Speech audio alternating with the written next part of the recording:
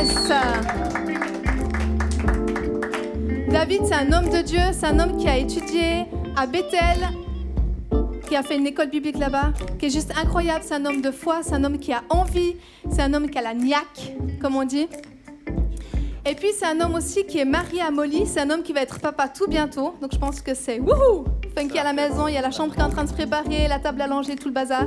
C'est super, en tout cas, on se réjouit beaucoup pour toi, on te bénit. Et on se réjouit vraiment d'entendre ce que Dieu il a au travers.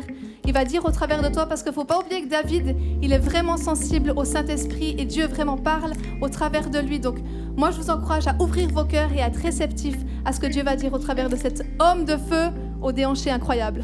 À toi la parole. Merci beaucoup, merci beaucoup. Oh là là, tant d'introduction, tant d'honneur. J'en rougirais presque.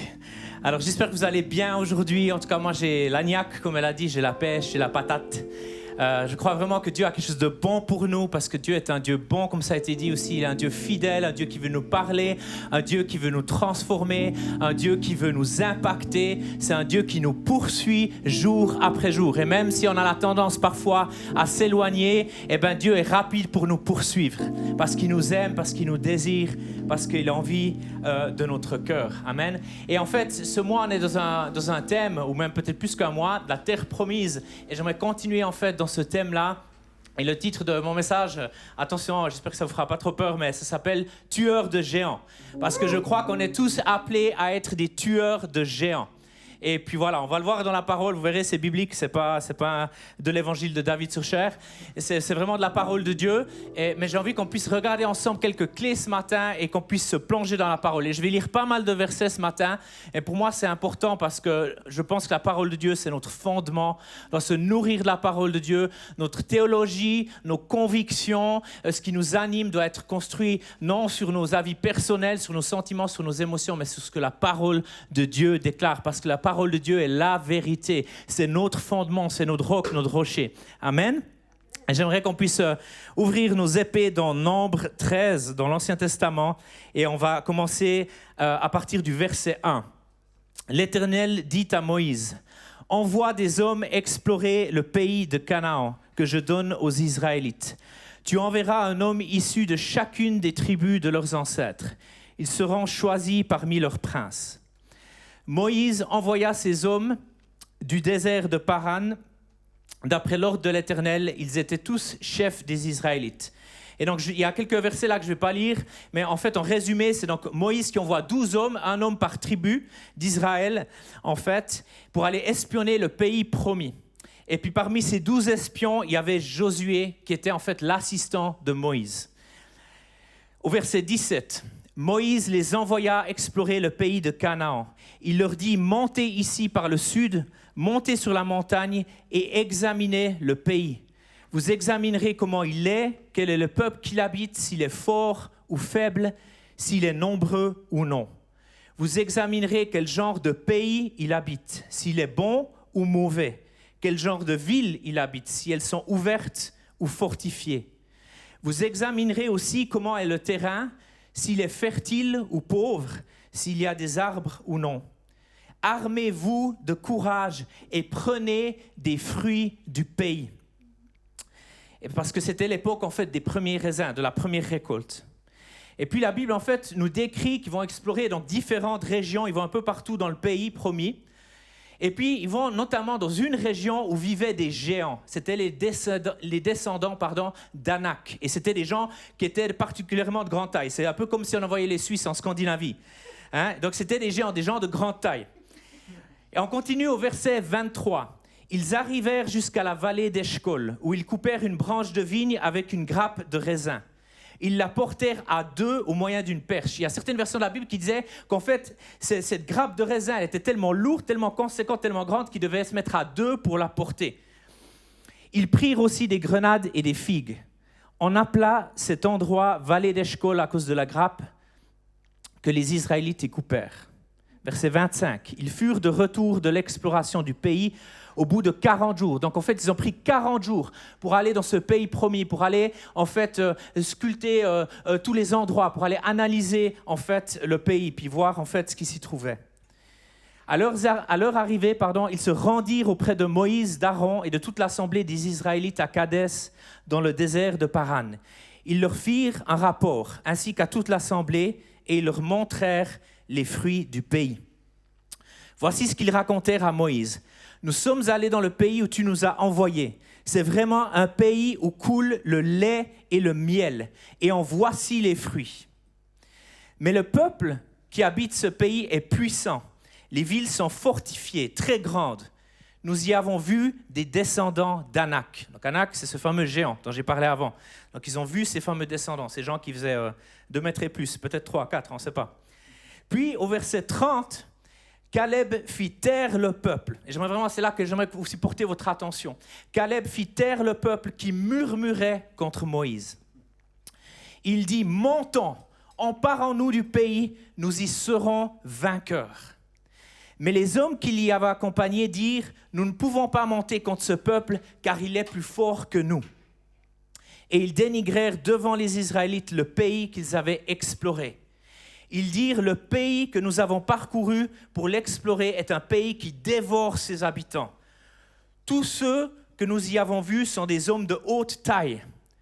Nous y avons vu les géants, les descendants d'Anak qui sont issus des géants.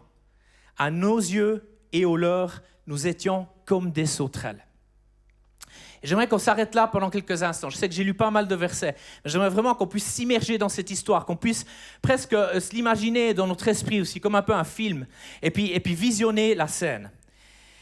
Israël, le peuple choisi par Dieu, avait été libéré de son esclavagisme en Égypte de manière absolument extraordinaire. Dieu est venu, a utilisé Moïse et de manière surnaturelle, absolument extraordinaire. Jamais rien de pareil n'avait été vu. Dieu avait étendu sa main, il y avait eu les plaies sur l'Égypte. Vous savez, vous connaissez toute l'histoire, je ne veux pas résumer toute l'histoire, mais de manière surnaturelle et absolument extraordinaire, Dieu avait libéré son peuple de l'esclavage. Dieu avait ouvert la mer Rouge pour leur créer un passage. Leur ennemi, l'armée d'Égypte, les poursuivait. Et alors qu'ils les poursuivaient, ils ont été engloutis par ces mêmes eaux. Ils ont expérimenté la protection de Dieu et sa providence. Ils ont vécu miracle sur miracle, la manifestation surnaturelle de Dieu de manière spectaculaire. Ils avaient reçu une promesse de Dieu, la promesse du pays promis, la promesse d'un pays où coule le lait et le miel, un pays d'abondance qui sera leur chez-soi, qu'ils seront son peuple et qu'il sera leur Dieu. Et après toutes les épreuves, les difficultés, les tests qu'ils venaient de traverser, ils sont enfin arrivés à la frontière du pays promis, à la frontière de la promesse. Le moment qu'ils avaient tant attendu depuis de si nombreuses années. Ils avaient rêvé de ce pays, ils l'étaient imaginé. Ils s'étaient projetés y vivre avec leur famille, leurs enfants et leurs petits-enfants. Ils savaient que Dieu avait fait une promesse. Ils l'avaient vue à l'œuvre. Et là, si proche de la promesse, si proche d'entrer dans cette promesse de Dieu, la majorité se laisse tétaniser par la peur, la crainte et le doute. C'est comme si tout ce que Dieu venait de faire jusqu'à présent s'était évaporé. Comme si toutes ses promesses et sa fidélité avaient été oubliées. La foi a cédé la place au doute. Et ils ont commencé à marcher par la vue, ce que leurs yeux voyaient, au lieu de marcher par la foi, basée sur les promesses que Dieu avait données. Mais on va regarder un petit peu plus loin, dans le chapitre 14 du livre Nombre. On va continuer à lire ensemble, au verset 1. « Toute l'assemblée se souleva et poussa des cris, et le peuple pleura pendant la nuit. » Quelle scène!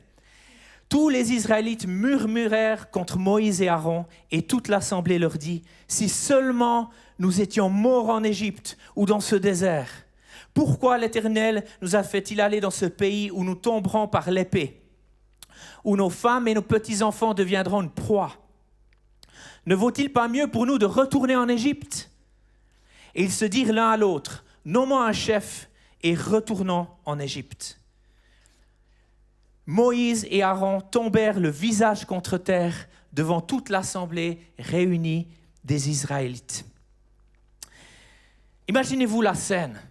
Et les gens commençaient à murmurer contre leurs leaders, contre Moïse, contre Aaron, commençaient à être saisis par la peur, par le doute. Ils étaient à un tel point qu'ils se disaient même, retournons en Égypte, retournons dans le statut d'être esclaves du peuple d'Égypte. Alors que Dieu venait de les délivrer, alors qu'ils étaient oppressés, battus, maltraités. Et Moïse et Aaron qui étaient des hommes de Dieu, qui cherchaient la face de Dieu, qui étaient en fait entre le peuple et Dieu lui-même, qui se portait garant, qui intercédait pour le peuple, eh bien, ils sont tombés visage contre terre. Et parce qu'en fait, ils étaient déchirés, leur cœur était déchiré. Et au verset 6, on peut lire « Membres de l'équipe qui avait exploré le pays, Josué, fils de Nun, et Caleb, fils de Jephunneh, déchirèrent leurs vêtements. » Et dire à toute l'assemblée des Israélites, le pays que nous avons parcouru pour l'explorer est un pays très bon, excellent. Si l'Éternel nous est favorable, il nous y conduira et nous le donnera. C'est un pays où coule le lait et le miel. Seulement ne vous révoltez pas contre l'Éternel et n'ayez pas peur des habitants de ce pays, car nous ne ferons qu'une bouchée d'eux. Ils n'ont plus de protection et l'Éternel est avec nous. N'ayez pas peur d'eux. Waouh, moi je trouve ça incroyable. Il y a 12 hommes qui ont été envoyés, 12 hommes différents. Et sur ces 12 hommes, il y en a 10 qui ont vu, en fait les 12 ont vu l'abondance du pays. Ils ont vu le lait, le miel, les fruits, l'abondance de ce pays, ce que Dieu avait promis. Ils l'ont vu de leurs propres yeux. Mais sur ces 12 hommes, il n'y en a que 2 qui sont restés dans une position de foi. Il n'y en a que 2 qui sont restés dans une position de confiance, où ils sont restés dans une position où ils ont cru Dieu. Ce que Dieu avait dit, qu'il allait l'accomplir, qu'il allait le faire. Alors que les 10 autres, en fait, ont été saisis par la peur, la crainte, le doute, et se sont laissés emporter. Voilà, je suis en train de voyager un peu, en même temps que je prêche. Donc, on voit cette différence, en fait, d'attitude. Et on voit qu'il y a 2 hommes qui sortent du lot. 2 hommes qui voient les choses différemment des 10 autres. Et qui parlent de manière différente. Qui donnent un rapport qui est différent. 2 hommes pleins de foi et de confiance en Dieu. 2 conquérants, 2 battants. Ce qui est intéressant de savoir, c'est que sur ces 12 hommes, en fait, il y en a uniquement 2 qui ont pu rentrer par la suite dans le pays promis. Et c'est justement ces 2 leaders pleins de foi et de zèle qui ont osé croire Dieu. Les autres sont morts dans le désert. La conséquence de la désobéissance des 10 autres a été la mort pour leur génération et 40 ans de désert pour la génération de leurs enfants. Ces gens qui avaient désobéi sont morts dans le désert et leurs enfants ont dû errer pendant 40 ans dans le désert. Et ce qui aurait dû prendre environ une dizaine de jours, la traversée du désert s'est transformée en 40 ans. Puis on peut lire au verset 24 du même chapitre, « Quant à mon serviteur Caleb, parce qu'il a été animé d'un autre esprit et qu'il a pleinement suivi ma voie, je le ferai entrer dans le pays où il est allé et sa descendance le possédera. » C'est juste magnifique. Il y a vraiment une clé dans ce verset qui dit Caleb, parce qu'il a été animé d'un autre esprit. Pas l'esprit de la peur, pas l'esprit du doute, pas l'esprit qui te fait partir des promesses de Dieu, mais un esprit de foi, un esprit de confiance, un esprit de paix. Et ça, mes amis, c'est le Saint-Esprit dans nos vies. Et je crois qu'il y a quelques leçons à tirer de cette histoire et de cet exemple. Et c'est ça que j'aimerais partager avec vous aujourd'hui. La première leçon, c'est avant d'entrer dans la promesse de Dieu pour ta vie, avant de rentrer dans ta terre promise, il va y avoir un désert. Le peuple d'Israël a traversé le désert avant de pouvoir rentrer en terre promise. Jésus a été tenté et testé dans le désert avant de commencer son ministère public. Moïse, David et plein d'autres ont été préparés, éprouvés et testés dans le désert avant de rentrer dans leur promesse. Donc il y a toujours une terre promise pour nous, il y a toujours la promesse de Dieu pour nos vies, mais avant ça, on est toujours testé. Dieu vient tester nos cœurs. Et ce n'est pas un mauvais test, ce n'est pas quelque chose pour nous faire peur, mais il veut voir de quoi nous sommes faits. Qu'est-ce qu'il y a à l'intérieur de nos cœurs?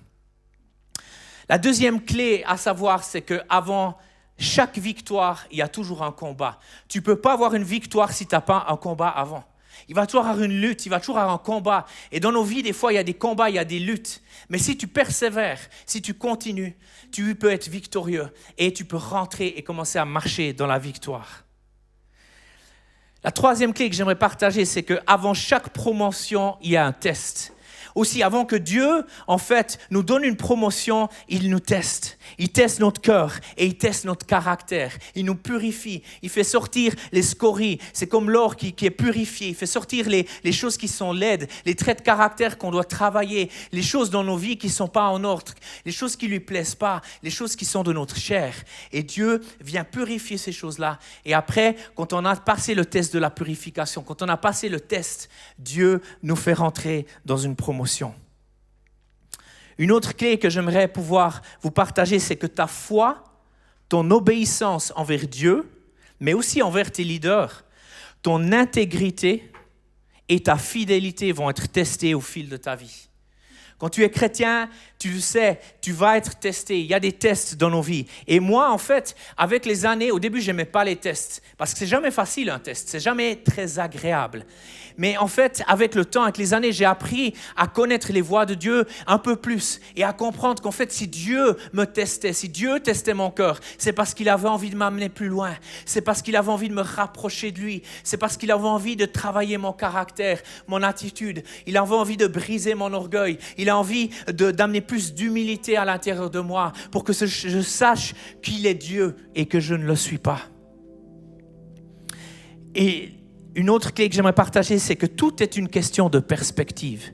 Et quelle perspective auras-tu dans ce genre de circonstances, ou quand tu traverses un désert, ou quand tu traverses une tempête, ou quand tu traverses un test, quand dans ton couple ça bat la chamade, ça va pas très fort, ou quand en fait à l'église, il y a des choses qui te dérangent, il y a peut-être quelqu'un qui t'a dit quelque chose qui t'a blessé. Quelle perspective tu vas avoir? Comment tu vas garder ton cœur? Comment tu vas te positionner? Vous voyez, c'est cette perspective de voir aussi le verre à moitié vide ou le verre à moitié plein. Tout dépend, tu peux montrer une situation à certaines personnes, ils le verront d'une manière, mais d'autres personnes le regarderont et ils le verront différemment. Pourquoi? Parce qu'ils ont une différente perspective, parce qu'ils sont animés d'un autre esprit. Et j'aimerais pouvoir te donner d'autres clés pour t'aider à marcher dans cette victoire. Souviens-toi de la fidélité de Dieu à ton égard. N'oublie pas tout ce que Dieu a déjà fait pour toi. Ta famille, les miracles qu'il a fait dans ta vie, sa provision, sa protection. Ça, c'est une clé, mes amis, tellement importante, tellement puissante. C'est se souvenir de ce que Dieu a déjà fait. Ne pas regarder à ce qu'il n'a pas encore fait ou ce qu'il doit encore faire, mais à regarder à ce qu'il a déjà fait. À te souvenir des bénédictions, de la protection, de la grâce de Dieu. Depuis que tu t'es converti, depuis que tu lui as donné sa vie, comment Dieu t'a transformé, comment Dieu t'a béni. N'oublie pas tout ce que Dieu a déjà fait pour toi. Sois reconnaissant en tout temps, en toutes circonstances. La reconnaissance, c'est une clé, mes amis. D'être reconnaissant, peu importe la situation. Ne te plains pas, ne murmure pas, ne critique pas et ne juge pas. Une des grosses erreurs que le peuple d'Israël a fait, c'est qu'ils ont murmuré contre Aaron, murmuré contre Moïse, murmuré contre leur leader. Ne murmure pas contre Claire-Lise, ne murmure pas contre Philippe, ne murmure pas contre tes leaders, parce que c'est Dieu qui les a placés là et c'est une bénédiction, une protection pour toi. Ils ne sont pas là pour te contrôler, ils ne sont pas là pour te manipuler, ils sont là, établis par Dieu pour te bénir, te conduire et être des leaders pour toi. Sois positif, sois optimiste et sois plein de foi. Vous savez, il n'y a rien de plus encourageant, c'est quand tu es à côté de quelqu'un qui est optimiste, qui est positif, qui est tout le temps joyeux. C'est un peu comme le corona, mais en version positive, ça se transmet. Quand tu es optimiste, quand tu es positif, ça se transmet et ça impacte, ça touche les autres et ça fait une différence. Ne lâche pas l'affaire, n'abandonne pas, bats-toi, relève-toi et sois victorieux. Celui qui n'abandonne pas gagne. Relève-toi. Ça fait plus de 20 ans que je marche avec le Seigneur et je me suis planté plein de fois. J'ai fini au sol plein de fois. J'ai fini sur mes genoux plein de fois. J'ai fini avec des regrets plein de fois. J'ai fini avec des larmes qui ruisselaient le long de mes joues plein de fois. Mais je me suis relevé parce que la fidélité de Dieu est tout le temps là. Et ce n'est pas une question de moi, mais j'ai décidé que je me battrais. J'ai décidé d'être fidèle. J'ai décidé qu'en fait, coûte que coûte, je louerai le Seigneur, peu importe les circonstances. Coûte que coûte, je choisis de suivre Christ, peu importe les circonstances. Sois fidèle. N'oubliez pas qu'on sera récompensé par Dieu par rapport à notre fidélité. Dieu regarde à nos cœurs et il cherche des serviteurs fidèles. Ne te laisse pas guider par la peur, car elle va semer le doute. Fais confiance dans la bonté et dans la fidélité, ainsi que les promesses de ton Papa céleste. Et pour terminer, sois animé d'un autre esprit, comme Caleb et Josué, animé par l'Esprit Saint qui te donne la paix, et pas l'esprit du monde qui est l'esprit de la peur. Et son amour parfait bannit toute crainte, et il amène la paix dans ta vie. Je crois que chacun d'entre nous en a un pays promis, les amis. Et je crois que ce pays promis, c'est la volonté parfaite du Père pour nos vies. Les appels et les destinées que le Père a placés sur nous. Et pour pouvoir marcher dans cette volonté parfaite du Père, pour pouvoir entrer dans ce pays promis que Dieu a pour nous, pour pouvoir entrer dans ces appels, ces destinées, Dieu nous appelle à tuer les géants de nos vies. Peut-être que tu as des géants dans ta vie, des Goliaths, que Dieu t'invite à tuer, à même décapiter, si j'ose dire, comme David a décapité Goliath. Et en fait, ces géants, souvent, c'est des péchés, c'est des compromis, c'est des circonstances qu'on ne règle pas. Et ça prend de la place. Et ça nous empêche d'entrer dans notre pays promis. Ça nous empêche d'entrer pleinement dans cette merveilleuse volonté de Dieu pour nos vies. Peut-être que c'est un géant dans ta santé, que tu es malade ou infirme. Peut-être que c'est un géant dans tes finances, que tu es endetté ou que tout simplement tu peines à donner, à être généreux, car tu tiens trop à ton argent ou c'est comme une sécurité pour toi. Peut-être que ton géant, c'est ton passé, c'est ce que tu as fait ou ce qu'on t'a fait. Peut-être que ton géant, c'est le non-pardon et l'offense, car on t'a blessé, fait des choses ou dit des choses qui t'ont profondément heurté. Peut-être que ton géant, c'est une addiction à la drogue, à l'alcool, à la cigarette, à la pornographie, à un péché sexuel, peu importe, toutes sortes d'addictions. Peut-être que ton géant, c'est le rejet ou la peur d'être rejeté, ou le manque de confiance en toi ou dans les gens ou en Dieu. Ou encore peut-être que ton géant, c'est de trouver ton identité, ta valeur, tes relations avec les gens. Et j'aimerais courtement prier pour vous. Si c'est toi, j'aimerais que tu puisses te mettre dans une position où tu te mets avec humilité devant Dieu et tu reçois de la part de Dieu. Et j'aimerais que ce soit une prière où on puisse tous se joindre ensemble et dire, ben voilà, si c'est moi, si je sais que j'ai un géant dans ma vie qui doit être tué, qui doit être décapité, qui doit être ôté de ma vie, je veux faire cette prière. Joins-toi à moi aujourd'hui et on va prier ensemble. Père éternel, te remercie parce que tu es un grand Dieu. Tu es ce Père d'amour, mais tu es aussi ce Père qui veut enlever ces géants dans nos vies, qui veut nous amener dans le pays promis, dans les promesses que tu as pour nous, dans l'appel et dans la merveilleuse destinée que tu as prévue pour nous. Et Père, avec humilité, on vient devant toi aujourd'hui et on te demande pardon pour nos péchés, on te demande pardon pour nos compromis, on te demande pardon pour les géants qu'on a laissés régner dans nos terres, sur la terre de notre cœur, Papa. Et on te prie, Seigneur, aide-nous à décapiter ces géants. Aide-nous, Seigneur, à mettre mort à ces péchés, à ces compromis et à marcher dans la liberté, à marcher dans la victoire, à marcher dans la paix parce qu'on sait que tu es pour nous et pas contre nous, que tu nous aimes et que tu nous guides et que tu nous conduis. Et ce matin, je te remercie. Aujourd'hui, je te remercie, Seigneur, parce que tu es à l'œuvre et tu touches nos cœurs, tu transformes nos vies. Dans le nom de Jésus. Amen. Amen. Alléluia. Je l'ai déjà fait un petit peu trop long, donc je vais enchaîner sur un temps qui est très important aussi, et c'est la Sainte Seine. Et c'est vraiment, moi j'aime énormément la Sainte Seine. Je pense que c'est quelque chose de tellement puissant. Et j'aimerais qu'on puisse lire ensemble aujourd'hui dans 1 Corinthiens 11 à partir du verset 23. En effet, j'ai reçu du Seigneur ce que je vous ai transmis. Le Seigneur Jésus, la nuit où il a été arrêté, a pris du pain. Après avoir remercié Dieu, il l'a rompu et a dit, prenez, mangez. Ceci est mon corps qui est rompu pour vous. Faites ceci en souvenir de moi. De même, après le repas, il a pris la coupe et a dit, cette coupe est la nouvelle alliance en mon sang. Et à nouveau, il dit, faites ceci en souvenir de moi. Toutes les fois que vous en boirez. En effet, toutes les fois que vous mangez ce pain et que vous buvez cette coupe, vous annoncez la mort du Seigneur jusqu'à ce qu'il vienne. Alléluia. C'est ces quelques versets que j'avais envie de lire. Et j'aimerais continuer à lire quelques versets que je sais qu'on n'entend pas souvent. Et j'aimerais pas vous donner peur par rapport à ça, mais j'aimerais juste continuer un petit peu plus loin, parce que c'est des versets souvent qu'on évite. Verset 27, c'est pourquoi celui qui mange ce pain ou boit la coupe du Seigneur indignement sera coupable envers le corps et le sang du Seigneur.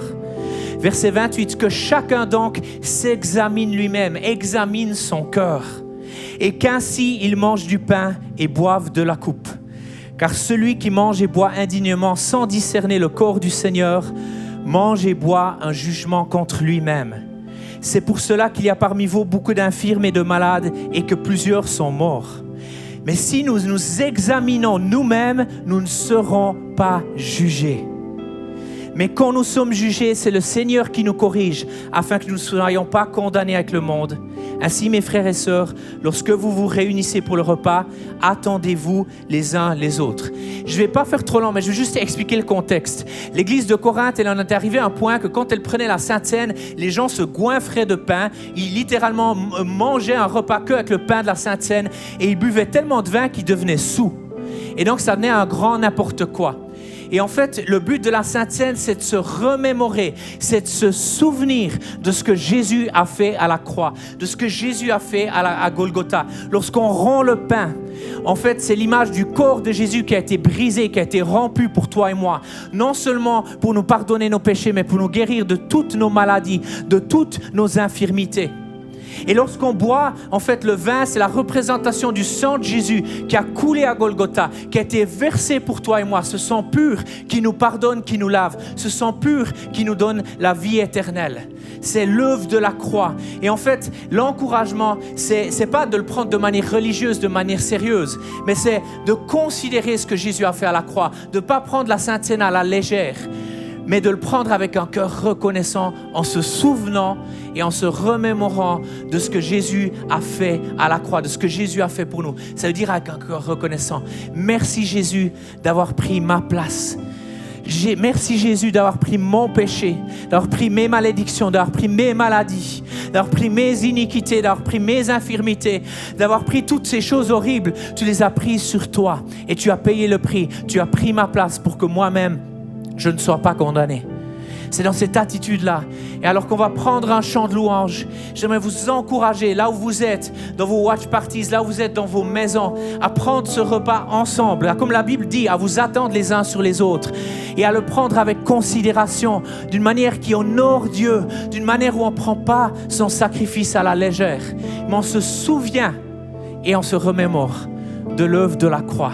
Soyez bénis mes amis, et je crois, j'ai une conviction dans mon cœur qu'alors qu'on prend cette Sainte Seine, alors que le groupe de louange va chanter ce chant, qu'on va fixer nos yeux sur Jésus, qu'on va l'adorer, qu'en fait des gens vont être guéris dans leur cœur, que des gens vont être guéris dans leur corps, que des gens vont avoir une rencontre avec Dieu, vont être touchés par la présence de Dieu.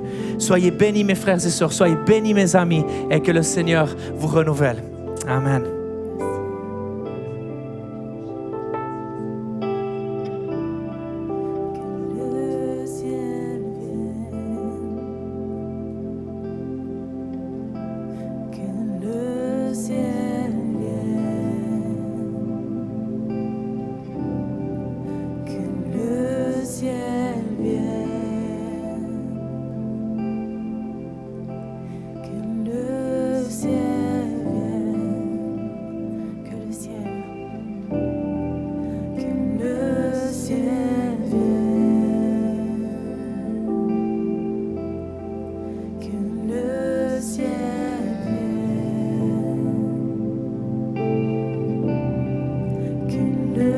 ciel